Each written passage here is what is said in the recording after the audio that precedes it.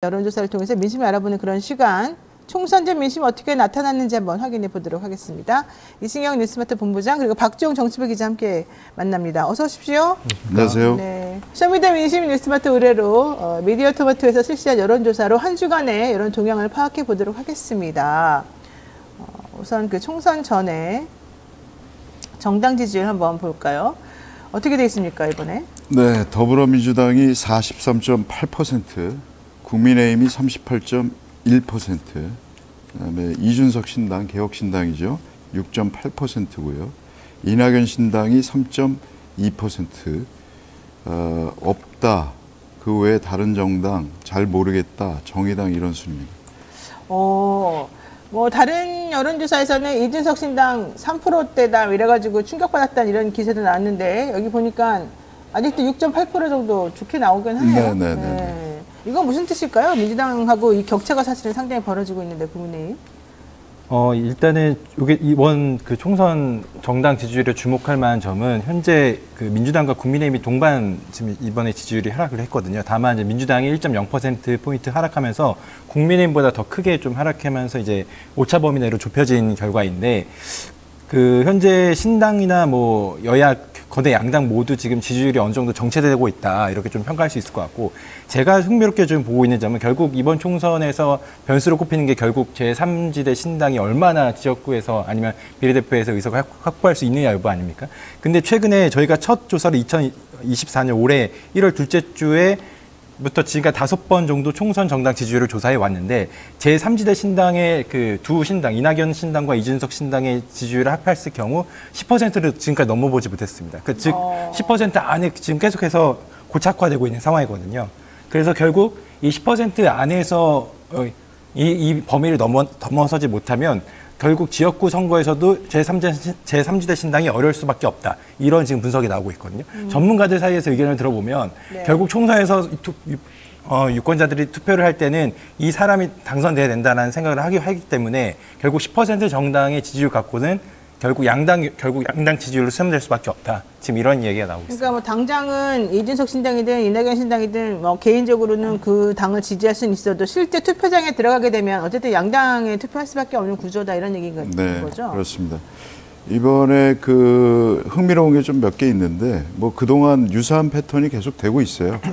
20대부터 50대까지는 민주당이 여전히 국힘보다 앞서고 60대 이상에서는 국힘이 앞서는 형국인데 이준석 신당 같은 경우 20대에서 19.2%의 지지율이 나왔습니다. 그러니까 다른 연령대는 한 자릿수를 면하지 못하는데 압도적으로 20대에서 높은 편이고요. 물론 민주당 국힘보다는 못한 상황이긴 합니다만 정의당 같은 경우는 또 40대에서 0%가 나와가지고 0%요? 0% 나왔습니다. 40대에서. 충격인데요? 충격이죠.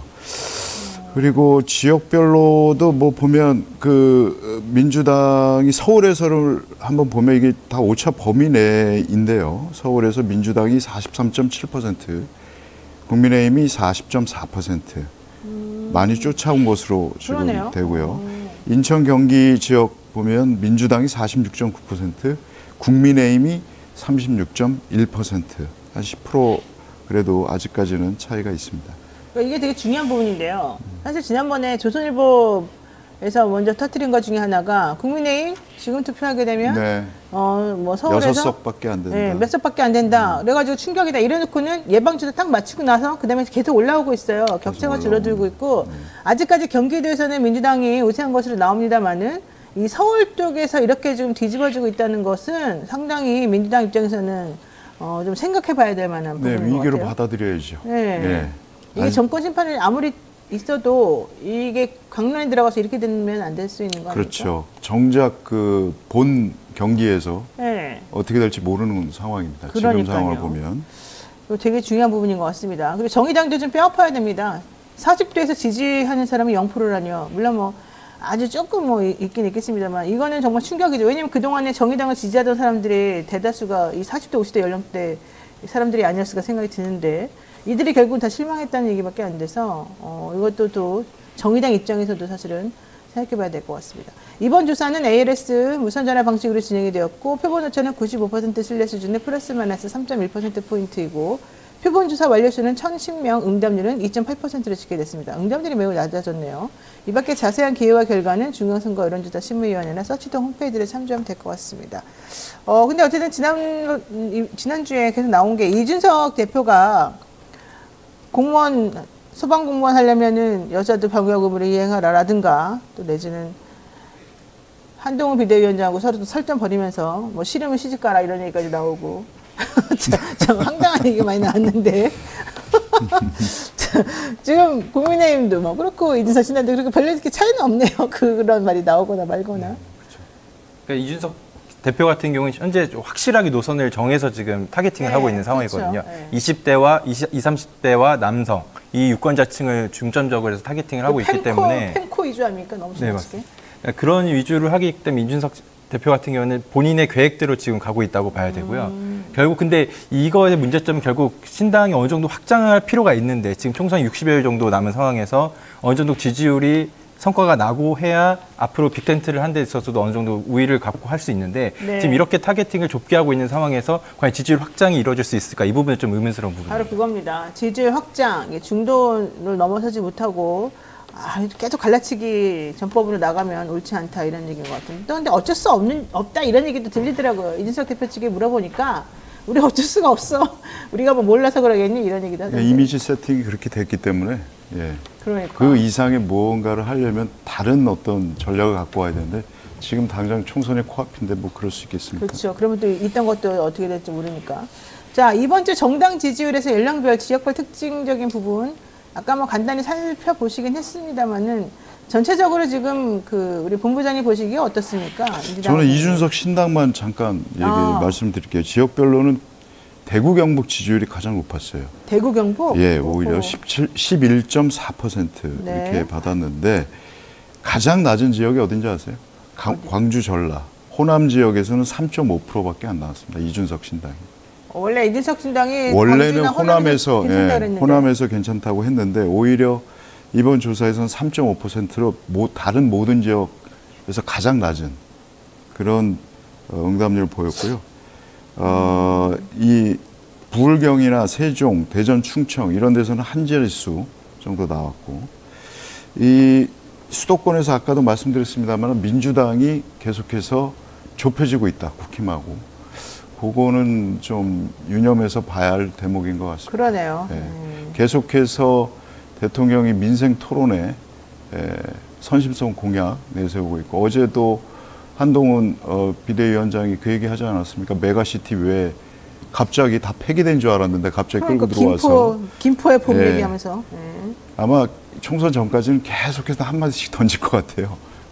아니 근데 솔직히 나는 내가 김포 주민이면 기분 나쁠 것 같아요. 저는 김포 안 살지만 아니 안 되고 지금 현실적으로 불가능하다는 거 뻔히 알면서 장난하는 것도 아니고 희망 고문하는 것도 아니고 이게 뭐냐. 게다가 책임 있는 이 여당의 이 대표가 아무렇게나 그냥 아니면 말고식으로 던져놓고 보자. 우리한테 지금 뭐 계속 앞에서 이렇게 뭐 흔들듯이 먹을 거 갖다 놓고 흔들듯이 이거는 좀 부적절한 거 아니에요? 그러니까 메가시티를 왜 하는지에 대한 당위성이 없어요. 네. 설득이 안 되면 그냥 집값이 오를 것이라는 막연한 기대에 기대가지고 거기에 기대서 그냥 표심 자극해 보려는 그런 뭐 계산으로밖에 볼 수 없죠. 그분이 하는 거는 김포라든가 뭐 구리라든가 이렇게 애매하게 국민의힘에게 유리할 수 있는 그런 딱 장소만 골라가지고 딱 그 서울 경계에 있는 아주 딱 눈에 보이는데 치사하게 치사하게 그러시는 것 같아요. 자, 선거제를 놓고 여야가 대립을 하면서 선거의 게임의 룰 아직은 안 정해졌습니다만 어쨌든 이재명 대표는 준연동형 비례대표제 지금 얘기를 했습니다. 요거에 대해서도 물어보셨죠? 네, 이게 어저께 발표를 했는데 그 전에 조사한 겁니다. 그래서 민주당이 과거 병립형 비례대표로 회귀하려는 움직임을 보이는 것에 대해서 어떻게 생각하십니까? 이렇게 물었고요. 네. 현실적인 선택으로 적절하다고 생각한다가 37.9%, 지난 대선 공약을 파기한 것으로 부적절하다고 생각한다가 42.6%, 네. 잘 모르겠다 19.5% 이렇게 나왔습니다. 근데 어쨌든 지난 대선 공약을 파기한 것으로 부적절하다는 의견이 더 많았는데 여기에 좀 부합하는 준연동형으로 정리를 했기 때문에 오히려 이재명 대표는 선고안이 있었다 이렇게 보는 게 맞아요? 이게 전반적으로 지금까지 저희가 이번 조사까지 해서 병립형 회기와 그리고 뭐 준연동형 현행을 어떻게 할 것이냐 이 유지하는 부분에서 거, 네. 물어봤을 때 국민 여론은 거의 비슷한 것 같습니다. 그러니까 어느 한쪽으로 뭐 병립형 회기를 원하는 국민들도 있고 또 준연동형 유지해야 된다는 국민들도 있고요. 이게 사실상 선거제가 굉장히 복잡하기 때문에 네, 이 맞아요. 복잡한 비례 선거제 속에서 국민들이 그러면 병립형이냐 준연동형이냐 이 부분에 대해서 약간 조금 잘 모르겠다라는 부분도 있거든요. 이번 조사에서도 무려 20% 가까이가 좀 잘 모르겠다라는 응답을 보일 만큼 이 선거제에 관해서 조금 어려운 부분이 있는데 이걸 정치권에서 조금 쉽게 설명할 수 있는 그런 기회도 있어야 된다고 생각합니다. 네. 자, 이재명 대표 발표에 따라서 준연동형 비례대표제 결국 한 개 어떤 위성정당 등장할 수밖에 없습니다. 네. 사실 이제 이렇게 되면은 이준석 신당이나 이낙연 신당 입장에서 나쁜 건 아니거든요. 오히려 더 좋거든요. 또 안에 들어가기가 좀 쉬워지는 거 아니에요? 비례만 근데- 잔뜩 내놓고. 근데 위성 정당을 양당에서 이미 지금 국민의힘, 국민의 미래 만들었어요. 만들었죠. 온라인 창당 발기인 대회까지 했는데 그런 상황에서 어디 한쪽을 타야 되는데 과연 이준석 신당하고 이낙연 신당이 그 둘 중 하나를 탈 수 있을까요? 탈까요? 그렇게 그거는 못했다. 그거는 반윤 반명해서 나온 사람들인데 어디 지금 타겠습니까? 그 이재명 대표가 어제 발표한 거는 말하자면 용해인 의원이 애초에 주장했던 그렇죠. 제안했던 그거와 맥락을 상통하는 맥락이 있기 때문에 거기에 부합하는 것이지 지금 나가 있는 개혁신당이나 혹은 뭐 새로운 미래인가요? 뭐 이름이 너무 많아서 하여튼 그쪽하고는 복잡해요. 별로 관련이 없다. 그래서 모르겠습니다. 이 지난번에 그 21대도 사실 21대하고 달라진 게 없거든요. 네, 맞아요. 사실상 똑같은 건데 21대도 사실은 소수 정당들 뭐 다수당을 뭐 하자 다당제 뭐 좋다 이렇게 해서 도입한 제도인데도 불구하고 네. 결국은 결국은 양당으로 갔어요. 그때 당시에 비례를 가지고 국민의힘 전신 미래통합당 그때 뭐였죠? 미래한국당이 한 19석 가져갔고요. 그다음 민주당의 더불어시민당이 17석 가져갔습니다. 그러니까 뭐 나머지를 가지고 이제 정의당이나 뭐 이렇게 나눠 가졌는데 이번에도 그렇게 재현될 가능성이 높다. 그래서 일각에서는 이게 이준석 신당과 이낙연 신당이 네. 지금 현재 빅텐트를 갖고 주도권 싸움을 벌이고 있지 않습니까? 근데 이번에 이재명 대표가 통합형 비례정당을 선언했기 때문에 그에 맞서서 제3지대 신당들이 그 지역군을 따로 나가고 지역군을 각계 전투식으로 해서 따로 각 정당이 따로 나가고 이제 제3지대 신당의 통합형 비례정당을 따로 만드는 거 아니냐 이런 이야기가 나오고 있습니다. 왜냐하면 분명히 유권자층에서는 거대 양당을 싫어하는 층이 분명히 있거든요. 그러니까 이 부분을 해소하기 위해서 제3지대 신당 통합 비례형 정당을 이준석 신당이나 이낙연 신당이 만들 수도 있다 이런 얘기가 나오고 있습니다. 야, 그럼 지역구대로 내보내고 비례는 또 그렇게 통합해서 또 만들고 이게 엄청 복잡해질 것 같은데 그게 가능해요? 각 진영마다 빅텐트 만드는 거죠. 빅텐트 대 빅텐트. 사실 빅텐트가 말이 빅텐트지 제대로 빅텐트도 이제 아닌 게 돼버렸어요. 현실적으로는 그렇죠. 지금 내가 알기로는 이원욱 네. 의원이라든가 조홍천 조홍천 의원이라든가 네. 이분들 사실 이준석 신당하고 같이 합쳐지기가 원했었었는데 나머지 분들이 원래 이낙연 신당하고도 같이 연합해서 하기로 했기 때문에 두 파가 갈라져가지고 지금 현재 이 상태가 돼버렸던 거거든요. 그런데 또 이렇게 가기에는 좀 애매한 부분들이 내부적으로 있단 말이에요. 이게 이준석 그 대표하고 이낙연 전 총리하고는 결이 안 맞아요. 안 맞아요. 안 네. 맞아요. 이준석 그 대표가 개인적으로 가장 인정하는 의원이 조홍천 의원이라고 합니다. 둘은 말이 통한다고 서로 만나기도 했고. 이완호 의원도 되게 좋아한다니까요. 이완호 의원이 엄청 좋아한다니까요. 이준석 신당이 갖다 바쳐야 된다. 이런 얘기까지 지금 나온다니까요. 그런데다가 이낙연 대표 난 인정 못한다. 너무 혼자 다 알먹냐. 이런 얘기까지 나왔다니까요. 이런 비하인드 얘기하면 안 되는데. 어쨌든 그렇습니다. 자, 요 얘기도 해보겠습니다. 여야가 각각 총선 전략을 내놨는데 한동훈 국민의힘 비대위원장 8.6 운동권 청산 얘기했고 이재명 민주당 대표는 검사 독재 청산을 외쳤습니다. 네. 자, 여론이 누구에게 더 유리하게 표심을 주었을까요? 네, 누구의 말에 더 공감하느냐 이걸 물었죠. 네. 8.6 운동권을 청산하는 선거가 돼야 한다의 공감이 40.2%, 검사 독재를 청산하는 선거가 돼야 한다에 공감하는 응답이 50.4%, 과반수가 넘었습니다. 잘 모르겠다 9.4%. 그러니까 결론은 검사 독재다 지금이. 이거 빨리 청산해야 된다. 이게 더 시급하다. 이렇게 보는 사람들이 많다는 거네요. 그러니까 지난번에 그 화제가 됐던 영화 있잖아요. 서울의 봄. 네. 젊은 층이 상당히 열광했죠. 오히려 50대 이상은 뭐 그렇고, 근데 오히려 2030이 더 열광을 했단 말이죠. 그러니까 어떤 특정 세력이 정권을 잡게 되면 민주주의에 어떤 악영향을 주느냐, 이런 거에 대해서 배우는 영화였다고 다들 얘기를 하더라고요. 그러니까 지금 상황과 유사하다, 그런 거. 네. 그러니까 그래서 이제 과반수 넘는 분들이 검사 독재 청산을 응답해 주신 것 같아요. 그렇군요. 예. 뭐 좀 특징이 있어요? 그 연령별로 보면 이제 50대 이하는 이제 이재명 대표가 주장한 검사 독재 청산론에 많은 공감대를 보였고요. 네. 70세 이상에서는 이제 한동훈 위원장의 86 운동권 청산론에 대해서 더 많은 공감을 나타냈고 60대는 좀 팽팽했습니다. 그리고 지역별로 보면 경기 인천과 충청권 호남에선 이제 검사 독재 청산론에 더 많은 공감을 했고, 그리고 대구 경북에서는 이제 86 운동권 청산론에 대한 공감도가 더 높았습니다. 네. 그리고 서울과 부산, 울산, 경남에서는 두 주장에 대해서는 응답이 팽팽한 걸로 나타났습니다. 이게 재미있는 거, 흥미로운 거는 이 50대 찬성률이, 그러니까 검사 독재 청산에 찬성하는 찬성률이 62.1%로 평균보다 높아요. 어우, 엄청 많네요. 그러니까 바로 이 50대가 당시에 군부 독재에 맞섰던 세대거든요. 그렇군요. 거기에 이제 더 공감을 하는 것이고, 중도층에서는 52.2% 검사 독재 청산에 손을 들어줬습니다. 그 여야 주요 정치인 호감도 조사도 했습니다. 예. 네. 어떻게 나왔나요? 1등, 1위, 2위 얘기하는 그렇습니다만, 이재명 민주당 대표, 더불어민주당 대표가 40.7%고요. 두 번째가 한동훈 46%. 40.6%. 예. 네. 한동훈 국민의힘 비상대책위원장이 28.4%로 두 번째고요. 윤석열 대통령이 11.5% 나왔네요. 세 번째. 그다음에 이준석 대표가 6.4, 이낙연 전 총리 5.1%.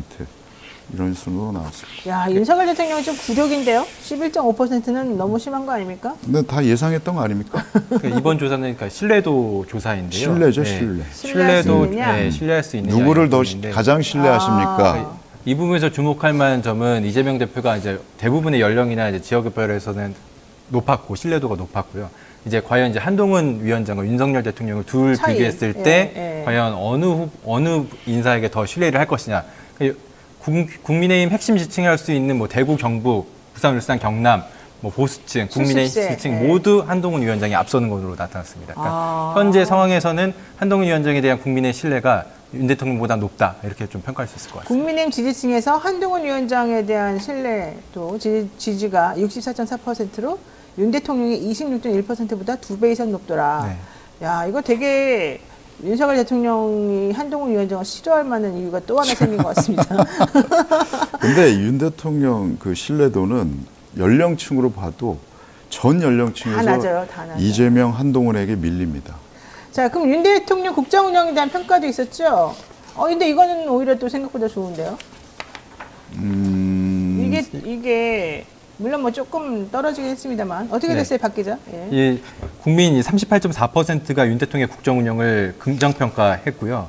그리고 이 긍정평가 수치는 지난주에 비해서 0.9%포인트 하락한 수치입니다. 그리고 부정평가는 지난주 57.3%에서 이번 주 59.0%로 지난주에 비해서 1.7%포인트 정도 상승했고, 잘 모르겠다는 응답은 2.6%로 나왔습니다. 지난주 금요일날 갤럽 조사에서는 대통령에 대한 지지도가 30%대 미만으로 29%대로 나왔는데, 리얼미터는 또 올랐죠. 예, 37% 오르는 추세라 또 이렇게 네, 나오고요. 네. 우리도 엄청나게 높네요. 여전히 높네요. 그러니까 이게 전화 면접과 이제 ALS의 방식이 좀 차이일 수 있는데, 전화 면접이 약간 좀 늦는다는 이런 얘기도 있고, 좀 방식이 좀 차이인 것 같습니다. 네, 지금까지 한 주간 민심 살펴봤고요. 광고 타임에 곧바로 쇼미더 영심 좀 새로워진 방식으로 한번 여러분들께 소개해드리겠습니다. 자, 믿을 수 있다 더 착한 보험 말씀드리겠습니다. 건강보험, 차량보험을 더 저렴하게 만나보실 수 있는 전문보험 클리닉 업체인데요. 가족이나 친척, 지인에게 묻지마 보험 가입하신 분들, 보험료가 적당한지 필요한 보장이 제대로 들어있는지 궁금할 때 점검 받아보시기 바랍니다. 사실 제가 여러 번 그 보험에 대해서 말씀드렸습니다만은 변호사 입장에서 봤을 때 보험은 정말 제대로 알고 듣는 것이 매우 중요하다. 특히 보험 들 때 이렇게 막 약관에 표시하는 것들 그냥 대강 의례적으로 표시하는 거니까 체크하고 넘어가지 이러면 큰 코 다친다 이거고요. 이런 것들을 이 보험 클리닉 전문 업체하고 같이 상담해서 내가 무엇에 대해서 어떤 약관에 어떻게 체크했는지 한번 확인해 보시는 거 필요하겠습니다. 그리고 내가 알고 있는 이 보험의 이 구조, 설계와 현실적으로 그 보험에서 지급하고 있는 내용과 좀 많이 다른 경우가 있으니까 꼼꼼하게 정말로 이 전문 설계 업체에게 물어보셔서 확인하시는 게 필요합니다. 부담되는 보험료는 합리적으로 줄여주고 보장은 최대한 유지할 수 있도록 친절하게 상담해 드리니까 꼭 연락해 보시기 바라고요. 예약만 하시면 전국 어디서든지 무료로 방문 상담도 가능하니까 주저하지 마십시오. 상담 예약은 대표전화 1644-1236, 1644-1236이고요. 010-7613-3303으로 연락하시면 24시간 언제든지 여러분들하고 소통이 된다고 합니다. 영친이들 많은 관심 부탁드리고요. 바로 이어서 영친과 소통을 위해서 특별히 마련한 코너 소미대 영심 시간인데요. 평소랑 달리 오늘은요. 베스트 댓글 읽기 시간으로 꾸며봤습니다. 저번 주부터 어제 방송까지 달린 영상에 대한 댓글들을 저희가 좀 뽑아봤는데요. 주요 정치 이슈로 김건희 여사 논란, 그다음에 이제 뭐 김경일 비대위원회 그런 참 뭐라 그래야 돼요. 정말 엄청난 이 분란을 야기한 그 말들, 예, 당정 갈등 표면화, 대통령 이태원 참사 특별법 거부권 행사, 정말 다양한 이슈가 있었는데 이런 댓글도 한번 살펴보도록 하겠습니다. 네. 한번 보여주실까요? 예, 네. 짱 8218님께서 뭔 사과를 자꾸 하래. 사과하면 그런 끝입니까? 조사를 받아야지 뭔 사과를 자꾸 하냐. 답답하네. 네. 사과가 아니고 조사를 받으라고 하라고요. 좀 이렇게 말씀하셨네요. 아까 김건희에서 사과 관련된 아무래도 얘기죠? 그쪽이겠죠? 네. 사과 싫어. 사과가 뭐가 중요해. 네. 벌을 받으라고 이 얘기인 것 같습니다. 네. 예, 유저 HJ9K님께서 사과 100번 해봐야 마음만 다칠 뿐 효과 없다. 그러니 특검 받으라는 여론뿐이다. 국힘 내 국회의원 치고 한 사람도 특검 받으라 윤통에게 직접 건의하는 자가 없으니 이게 국회의원인가 아무리 공천 때문이라 해도 용감한 의원이 한 명도 없으니 이게 당인가란 여론이다. 네. 사실 김건희 여사 사과는 게사과가 제일 유명하죠. 네, 요즘 사과값이 진짜 비싸더라고요. 비싸요. 그래서 안 하는 중요한 게 아니다. 그래서 안 하는 거예요? 비싸서 하는. 사과 받는 것도 아주 힘들어. 네, 그 다음 댓글도 소개해 주십시오. 네, GOD님께서 대통령은 이번 총선 승리 포기한 것 같아요. 배우자 김건희를 수호하기 위해 라고 말씀하셨네요. 네. 그리고 경숙님. 네, 유저 TJ님께서 이 시점에 총선이 있어서 얼마나 다행이에요. 총선 잘합시다라고 댓글 남겼습니다. 또 이게 또 이렇게 관점을 달리하니까 이런 말이 또 나오네요. 네. 네, 유저 MR3JW님께서 거부권 행사 최다로 기네스북에 오를 것 같네. 그러니까요. 거부권에서 이번에 9번째였었어요. 네. 그리고요. 네, THOMA님께서 전두환 노태우 시절 암울했습니다. 지금은 절망을 느낍니다. 대한민국이 불쌍합니다. 라고 댓글 남겨주셨습니다. 네. 명숙님이 또 말씀하셨네요. 중요한 것이 김건희인데 이런 걸 빼고 무슨 민생 대통령 말만 하면 뭘 하나요? 대통령 본인부터 잘해야지. 정말 한심하네요. 네. 마지막. 크리스 GNAJ님, 이 정권이 실제 민생에 관심이 있는지 의문입니다. 여기까지 했고요.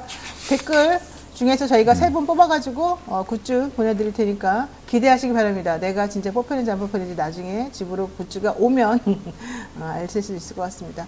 여기까지 해야 될 것 같고요. 사실은 제가 오늘 방송하면서 계속 들었던 생각 중에 하나는 어디 대통령이 KBS랑 대담하고 막 이제 이런 얘기 막 하는데 내일 하죠. 하죠. 네. 근데 사실 제대로 된 여기에 대한 관심도 없고 해봤자 무슨 의미냐 이런 반응들이 더 많았다는 겁니다. 그래서 저는 요즘 이 지지율이 높은 이유 중에 하나가 상대적으로 예전보다 그냥 사람 포기한 게 아닌가. 그래요? 지우기가 이제 좀 시작됐다. 뭐 이렇게 보는 시각도 있어요. 오히려 반대로. 네.